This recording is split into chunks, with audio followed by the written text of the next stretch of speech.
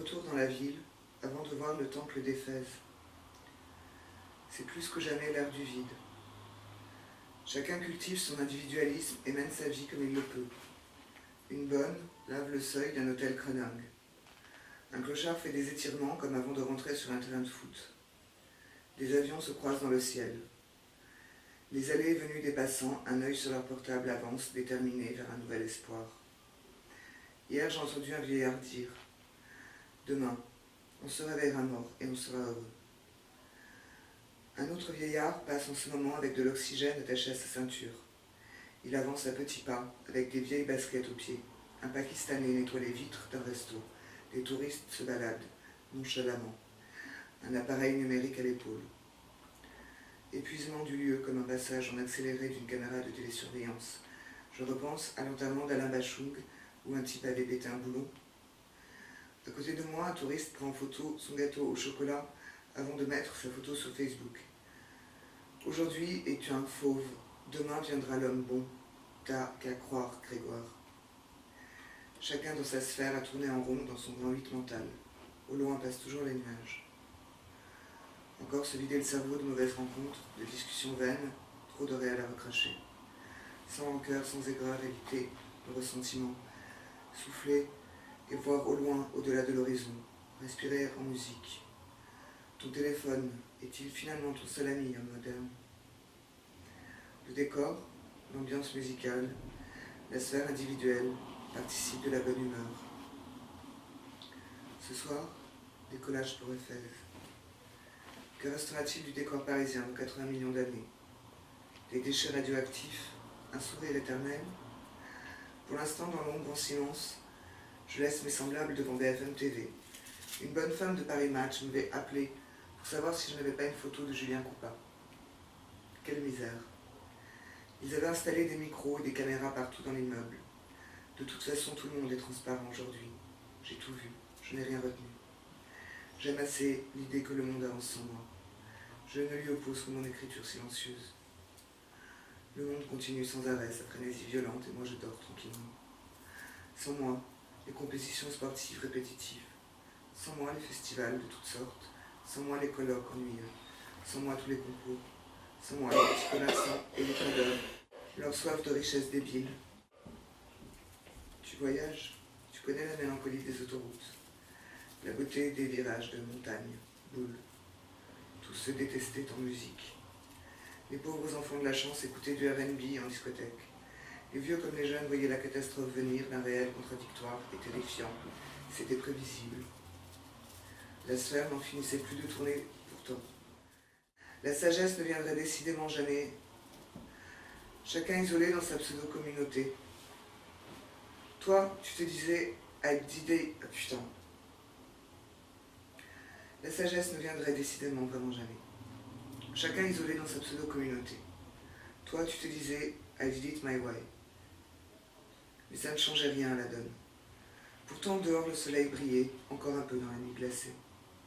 Perdu aux confins d'un cosmos, pas si étrange que cela. Le jour de gloire n'arriverait jamais pour les enfants tyrannisés du CAC 40 qui chutaient ou remontaient, et moi je rêvais que je dormais, en souriant, sans montrer les dents, silencieux, pensant et reposé de cette post-modernité si bruyante, et fatigué d'elle-même. C'était pourtant la fin, même. Il paraît que mon pays s'appelait la France. J'avais jeté ma carte d'identité.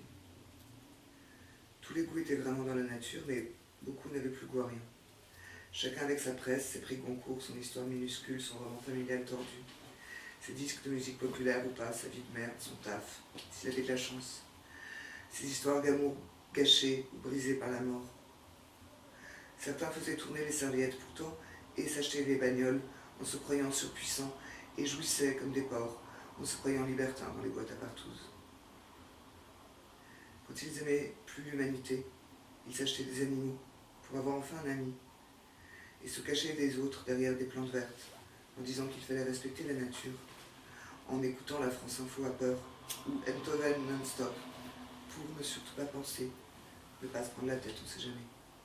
Mais tout le monde était conscient de sa forme biologique limitée et de son mode d'existence si restreint. Encore un scandale de plus dans cette ville qui n'existait plus que pour les riches, les naïfs et les touristes, Paris. P-A-R-I-S, la plus belle ville du monde, bref. Je sirotais une mauresque au bar 17, chef-lieu de la branchitude, mais excellent point d'observation. Lorsqu'est apparu de sa démarche rasant les murs, Frédéric. Frédéric a perdu sa fille et son mari dans un accident de voiture. Les multiples électrochocs et les neuroleptiques ont fait le reste. Bref, Frédéric ne va pas très bien, mais ça, personne ne le sait. Bref, elle passe son temps à rigoler, tout en marchant la journée et une partie de la nuit. À rire, oui, d'un rire insensé, de petites filles enjouées. Il faut dire que la faune du 11e, depuis que les natifs du quartier et les petites gens ont déserté, laissant la place aux friquets, boîtes de prod, bars, annonces immobilières et à la mafia Venzou chinoise, grossistes textiles, snacks, tabac, est triste, à s'en décrocher les mâchoires. Donc Frédéric déboule au bar 17. Elle me reconnaît direct et me demande une clope. Je lui file direct et là une petite connasse d'actrice, une de celles qui se croient belles et qui prennent un air supérieur, mais une actrice qui ne joue pas et qui fait la serveuse, vire Frédéric en l'insultant, avec une violence inouïe. J'ai dû la remettre à sa place d'une simple phrase et puis on s'est cassé de là avec Frédéric et on a préféré s'en foutre et s'en marrer et on a passé le reste de la soirée avec un couple de gitans qui dormait passage Saint-Ambroise. Fin de l'histoire de Paname, il était 23h28. Les ouvriers n'aimaient pas les fonctionnaires. L'OM était contre le PSG. Les rappeurs n'aimaient pas les métalleux. Les rockers n'aimaient pas le R&B. Les PC étaient anti-Mac, etc. Point barre. On n'avait pas dépassé la préhistoire, on s'en sortirait pas. C'était peut-être ça, la fracture sociale. Je serais moi dans la maison des dingues. La chambre est triste et petite. Les murs écaillés et jaunis. 2 lits, une table, une chaise, 2 placards, des barreaux, fenêtres. Je me réveille. Mais il va falloir attendre une demi-heure que le petit déjeuner soit servi dans la salle du réfectoire. J'ai la bouche pâteuse à cause des médicaments qu'il me donne. Je vais dans la salle de bain et bois de l'eau au robinet en faisant un verre avec mes 2 mains. Dans cette chambre, nous sommes 2. Mon collègue s'appelle Michael. Il a 38 ans et ressemble vaguement à Bob Dylan. Lui, il roupille encore, pourtant il s'est couché à 21h. Mais la dose très forte de neuroleptique qu'il doit prendre le fait dormir énormément. Tiens, ça y est, il bouge un peu dans son lit. Il ouvre les yeux et éclate de rire. Cette nuit, j'ai parlé au radiateur, me dit-il. Et puis, il éclate encore de rire. J'essaie de comprendre ce qu'il veut dire, mais là, je pige pas. Et pourquoi? Je lui demande. Bah, il y avait la voiture à Johnny qui était garée en face de la fenêtre et j'ai pas pu dormir. Il éclate encore de rire.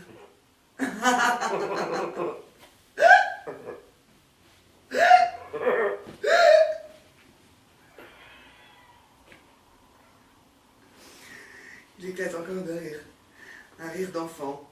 Ça va faire 2 jours que je suis là, traînée en pyjama, sans le droit d'utiliser mes propres vêtements.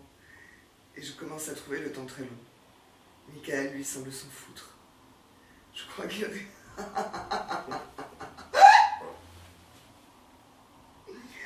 Je crois qu'il réalise pas trop la situation. Je sors de la chambre pour aller me fumer une cigarette dans le patio. Je croise des grappes de zombies en pyjama comme le mien et allume mon clope dehors. Les zombies s'approchent et me demandent des clopes. Je refuse. Ils insistent. Ici, taxer les cigarettes est un sport national. Mais n'ayant pas le loisir de sortir à l'extérieur pour en acheter, je dois la jouer serrée avec mon stock. Je retourne dans ma turne. Michael est assis sur son lit en train de mener à la baguette un orchestre imaginaire. Il me dit qu'Herbert von Karajan est en train de lui parler dans sa tête. Je lui demande si Herbert va bien. Michael me répond qu'il est au sport d'hiver. Bon, tant mieux. Je me recouche dans mon lit, déjà épuisé par toutes ces visions matinales. Michael entend des voix dans sa tête et Michael a 2 marottes, la musique et les QI. Allez pas me demander pourquoi, j'en sais rien du tout. Pour être plus précis, Michael entend 8 voix dans son crâne. Ça doit être assez encombré, tout ce truc. Une vraie radio FM qui déconne et grésille. Mais c'est un garçon très joyeux.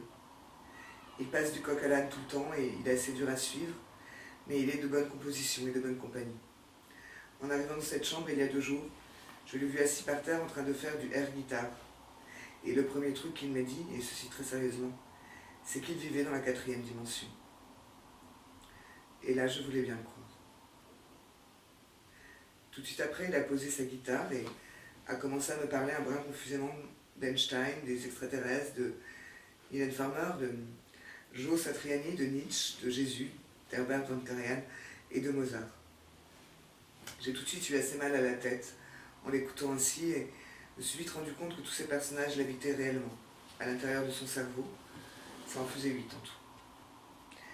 Une belle brochette de stars, un vrai panthéon. Pour son cas, je suis assez partagée. J'imagine que Michael est en souffrance, mais ce qu'il montre en surface, c'est de la joie de vivre. Son petit monde si particulier semble lui convenir. Ce qu'il y a d'étrange, c'est qu'il a l'air lucide. Oui, à moitié délirant et à moitié lucide. Il m'a dit qu'il a eu son bac, mais que c'est ensuite que les choses se sont gâtées, puisqu'il n'a jamais pu décoller de la première année de musicologie à la fac.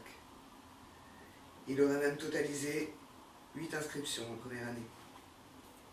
Un joli score. Maintenant, il évolue entre l'HP et un studio payé par sa mère.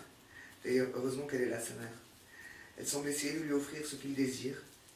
Il n'hésite jamais à lui faire plaisir en lui achetant un synthé, ou une 125 car, ou une 125. Car Michael est aussi dame de moto. Il me demande souvent si plus tard, je voudrais bien venir avec lui, avenue de la Grande Armée, pour voir les bécanes. Michael me dit qu'il a composé une symphonie sur son synthé. J'ai hâte de voir ça. En attendant, je suis allongée sur mon lit et essaye de faire un peu le vide. L'heure du petit-déj arrive. Je me dirige vers mon réfectoire. Un groupe est déjà agglutiné devant la porte de verre blindé. Il y a là Alain, en tête, qui est sourd et muet. Lui est enfermé à vie ici. Il aurait foutu le feu dans une cage d'escalier quand il était ado, en tuant une personne, et les multiples essais de le replonger dans la société auraient échoué. Alors il est bon pour traîner ses pantoufles dans les couloirs de l'asile en poussant des petits cris suraigus pendant toute sa vie. Michael boit son café avec son Walkman sur les oreilles. Des effluves d'Highway to Hell sortent de ses écouteurs. Bienvenue en enfer, Michael. Et oui, t'as pas vraiment tort sur ce coup-là. Too much for my body, too much for my brain. Quand soudain Michael éclate de rire et déclame « Je serai moi ». Je relève la tête de mon bol de chocolat et fixe Michael. Des nuages noirs passent dans le ciel à toute vitesse au-dessus de la maison des dingues. Orage. Michael se lève de son siège et file vers la chambre. Je termine tranquillement mon petit-déj. On verra bien, je me dis. À côté de moi, il y a un type avec une tête énorme qui se balance en avant, en arrière. Qu'est-ce que je fous là? Tout ça parce que ma copine m'a largué. Je découvre l'autre côté, l'autre surface des choses, tout ce que l'on cache de la normalité. Je retourne dans la chambre après m'en être grillé une dans le patio. Le plus dur ici, c'est la répétition, des pseudo-événements qui rythment la journée. Tout soit toujours pareil. Le même quotidien qui se répète en boucle. Ici, tout est circulaire. Le patio, les couloirs, le bâtiment, le couloir, le patio. On tourne littéralement en rond. C'est à se flinguer. Drôle de thérapie que d'être là. Je pige pas vraiment ce qui siège dans les hautes instances de la psychiatrie. Michael est encore sur son lit. Je rejoins le mien. Que va-t-il encore me raconter tout le truc? J'attends. Il reste silencieux. Quant à moi, je n'ai pas envie de lire ou d'écouter de la musique. J'aimerais juste être loin de ce non-lieu, mis au banc, reclus, contrôlé, surveillé et puni. Je regarde ma montre et calcule le temps jusqu'au déjeuner. 3 heures à tirer, et à partir de là, 4 heures jusqu'au dîner. J'essaie de fixer un point fixe dans le mur d'en face et de ne penser à rien. J'ai bien essayé de discuter avec des gens ici, mais peine perdue. Non seulement c'était sans issue, mais en plus c'était triste. À part ce type qui me répétait à mon arrivée sans arrêt qu'il ne voulait pas mourir. Je veux pas mourir, je veux pas mourir, je veux pas mourir. Qui me disait sans cesse depuis 8 heures du matin. À 23 heures, il continuait. Alors pour en finir, je lui ai demandé s'il n'était pas mort, maintenant. Il me dévisagea soudain et me dit « Toi, tu me croiras jamais. » Bah, si, dis. J'ai ressuscité. Alors il ne me restait plus qu'à entrer dans le monde délirant de Michael. Il ne me restait plus qu'à l'écouter enchaîner des phrases sans queue ni tête où il était question du QI de Mozart, les extraterrestres qu'il avait kidnappés, de la voiture à Johnny, et j'en passe. Au moins c'était drôle, quoique pathétique peut-être, pour un témoin extérieur, mais je m'en foutais. Michael est toujours sur son lit, la main sur le cœur. Oui, il écoute battre son cœur. Et puis il répète sans cesse « Je serai moi ». Lui demande ce que cela veut dire. Je lui demande ce que cela veut dire. Il me répond, sans sourciller, que cette fois il arrête ses conneries. Que la voix qu'il entend sera désormais la sienne. Personne ne voulait devenir le héros de roman d'un autre. Tous voulaient remettre en scène leur petit monde égotiste pour se mettre en valeur. Tous riaient de tous et se croyaient supérieurs et se disaient normaux. On n'était pas dans un roman, ni dans un film ultra-violent dégueulasse, ni dans une chanson à l'eau de rose, et on ne voyait nulle part l'humanité. La vie n'était ni absurde, ni cruelle, ni injuste, ni dangereuse, ni ne vivait pas. Non, la vie était mortelle. Elle s'opposait à l'altérité avec une violence inouïe. Maintenant, je m'en foutais, j'étais heureux. Laissant derrière moi les enfants cyniques et ironiques, gâtés par le net, la téloche et l'imagination politique contrariée. Moi, ça ne m'intéressait pas.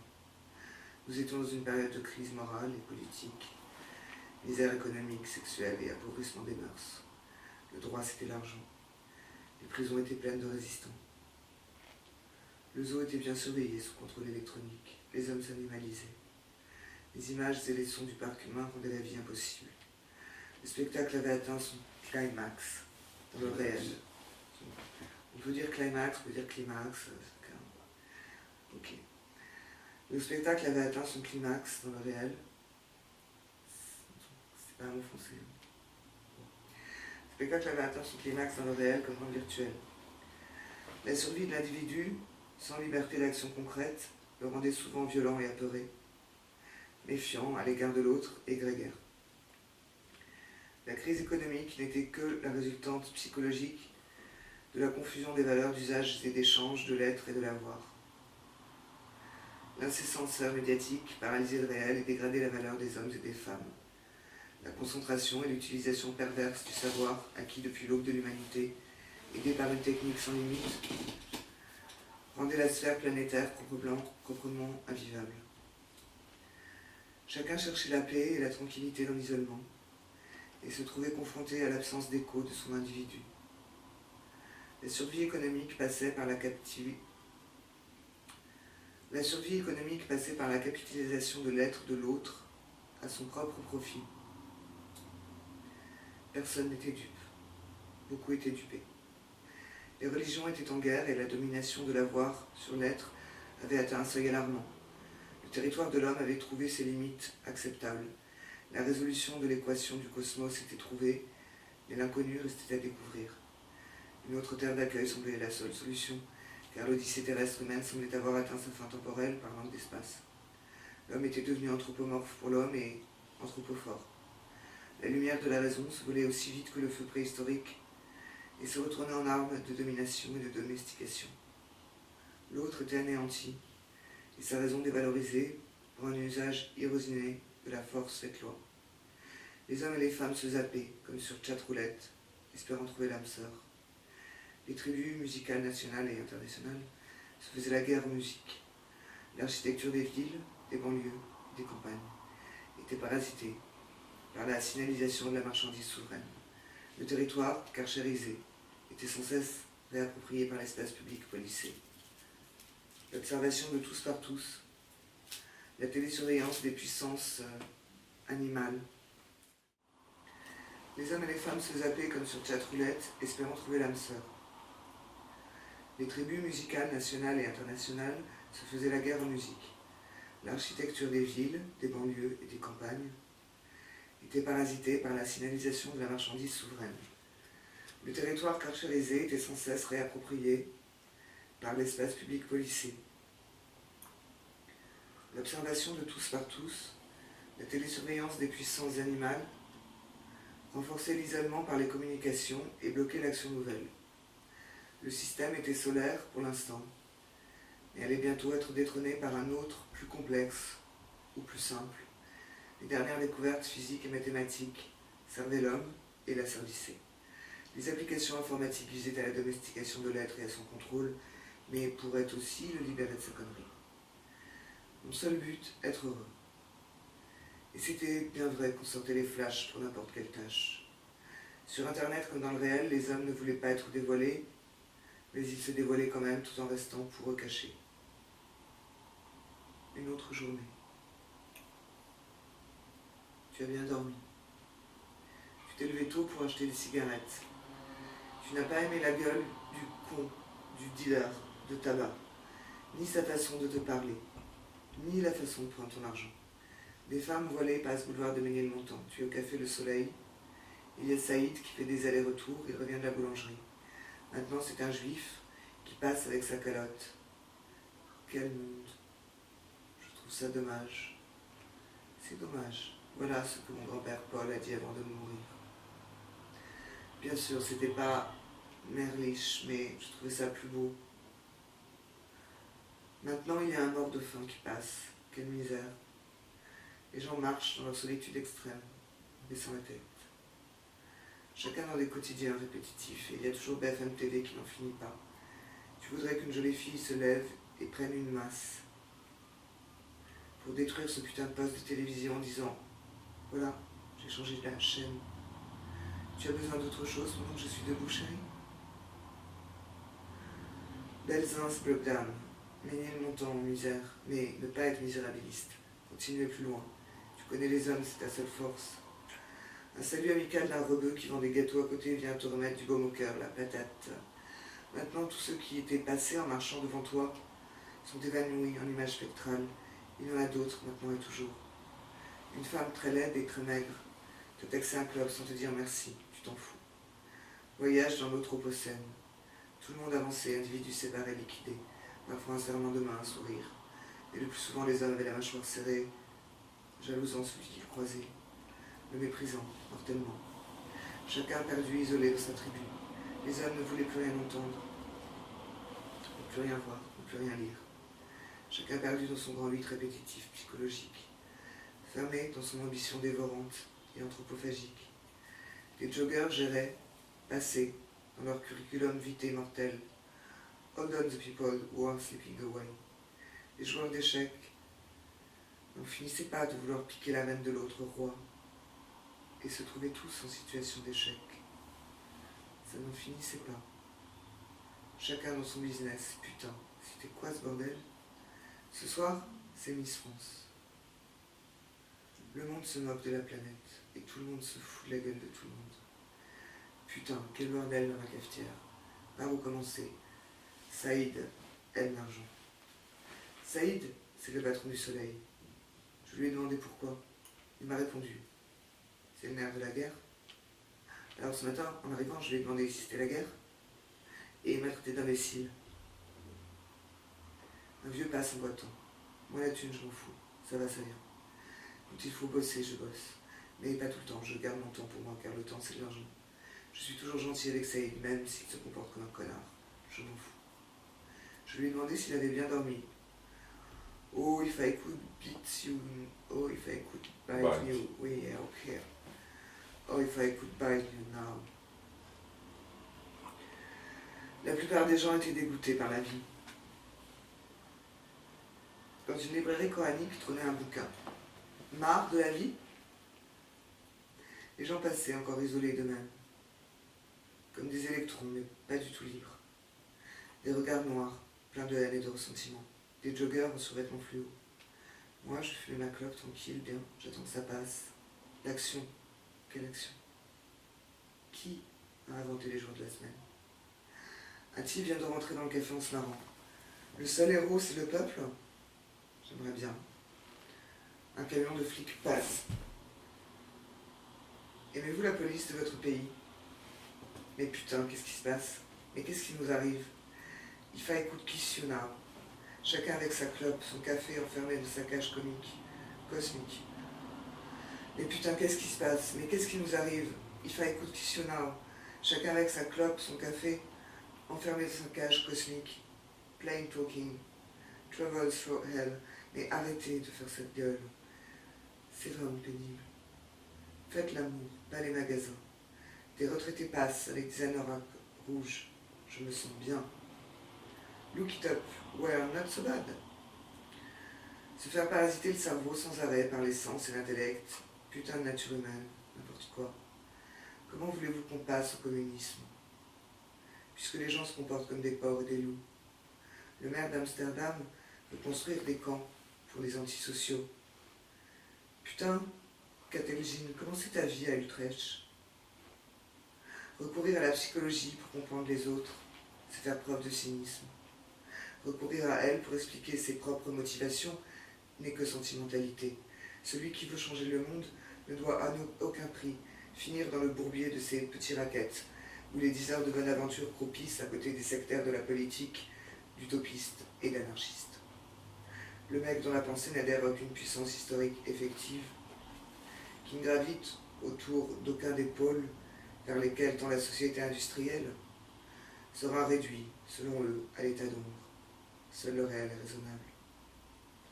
Celui qui ne suit pas ne verra pas un doigt se remuer pour l'aider. Cette connivence unit tous ceux qui tiennent compte de la réalité. Elle adhère à la société humaine comme un racket de masse sur la nature. Il y a de la puissance, mais qu'en faire à part écrire? Un mec passe en jouant à l'abruti genre des chiens, c'est marrant. Critique de la culture et de la société, rien à foutre de la comédie française, qu'ils tournent en rond dans leur chic boîte. Sommes-nous tous des petits bourgeois gentilshommes? Et Molière s'en tape. Il touche la hache et reste tranquille à l'ombre chez lui, à l'abri d'aucun spot du petit journal. Je suis au soleil et c'est là que ça se passe. I am the trouble starter, punking, instigator, I am the fear addicted, danger illustrated, I am the fire starter, twisted fire starter. You are fire starter, twisted fire starter, I am the bitch you hate, feels infatuate, yeah, and the pain you taste, feel intoxicated, and the self-inflicted, twisted animator. Je viens de voir passer Jean-Jacques, qui fait les photocopies pour le montagnard. Pauvre Jean-Jacques. Il n'arrête pas de faire des allers et des retours, c'est complètement absurde. Cassé en deux dans sa doudoune crado. Les comédiens répètent leur rôle dans les cours de théâtre sans fin en accéléré en payant des fortunes des profs. Comédiens ratés qui ne jouent plus. Ceux qui réussissent dans le métier deviennent souvent obscènes, une pensée pour deux vers. Certaines jouent les pleureuses dans leur lit, en attendant de décrocher le rôle de leur vie. Purée que c'est triste, hein, Ève? Paris, heure par heure, il fait 1 degré. Je te bloque le système scolaire. Il y a 2 vieilles qui se sont assises, elles hochent la tête comme des pigeons. Elles sont toutes ridées comme des vieilles biques méchantes. L'une a le nez tout pointu, elle picore des petites cacahuètes comme une forcenée. J'ai pas du tout envie de plaire, ni d'agresser la foule. Je veux juste qu'on me foute la paix. Il y a un type qui passe avec un chien dégueulasse. J'aime pas son regard. Une affiche de pub me prend la tête. Paris illuminé. Paris illuminé my ass. Tout ça avec des guirlandes pour que les débiles fassent les magasins. Il y a le Blatch House qui vient avec le Parisien aujourd'hui. Comme s'il allait trouver du neuf dans ce super canard. Un type vient de s'asseoir sur une chaise à côté de lui. Il chante des chansons tristes sur le port d'Amsterdam, c'est un Allemand de Cologne. Papelou, Papelou. Ça, il me déteste. En plus, il me prend pour un con. Il ne me supporte pas. Il est grégaire avec son clan kabyle et il a accolé un posture de Jean-Luc Lahaye au mur. Devant, il y a des Zidane. Il y a un camion tagué en face. Osman de Savard m'a servi sans me regarder. Je m'en fous. J'écoute Sad Skinhead de Pascal Comelade. Il y a le cinéaste turc à côté de moi, qui n'arrête pas de surligner frénétiquement un vieux livre. Il y a des Arabes qui boivent du thé. J'ai acheté un sandwich dans la boulangerie. Il y avait un black qui voulait que je prenne un truc à la dinde. Je lui dis que si Dieu existait trop, je lui dis que Dieu existait trop. Il m'a dit heureusement, sinon on ne serait pas là. Ou ça, dans la boulangerie. Les gens sont arriérés. Ils se ressemblent presque tous. Plus l'on a d'esprit, moins l'on rencontre d'hommes originaux. J'avance, je trace.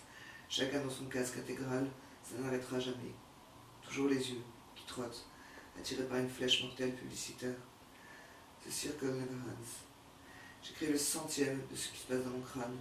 Encore des musulmans qui passent avec des djellabas en discutant. A Man Alone. Le roman d'un homme seul, étranger au monde. Chacun en train de lire son roman. Rebasse dans son crâne. De ressasser les souffrances des déceptions amoureuses. Est-ce que tout cela est vain? Putain, C'est triste la vie. Le bonheur sonne des jouissances qui font une heure. Un rebeu passe avec gamme, quitte, content de faire peur à tout le monde. T'as envie d'idéologiser tout le monde sans aucune idéologie. T'es là, mais tu voudrais ailleurs. Putain de solitude, ça n'en finit pas. Jour après jour, nuit après nuit, changer de sphère. There is a place where everyone can be happy.